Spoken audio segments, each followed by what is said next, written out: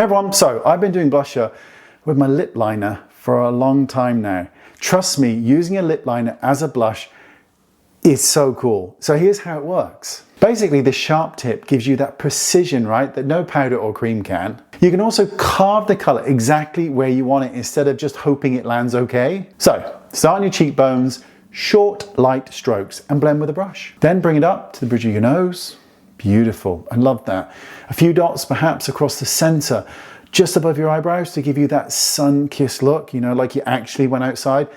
I love that too, I love it. Just soft swipes anywhere you want color. That's it. This is the bit that I think is so cool about this product because you've got the precision that you want here, right? The precision, and you blend it out with a brush or your finger or a sponge if you want.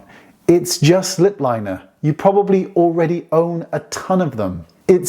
I kind of think it's the tool that's been missing the whole time. Give it a go, see what you think. I love it. Thanks for watching. See you soon. Bye-bye. Please share this video. You know that wink at the end? Cute, right? No, I have conjunctivitis.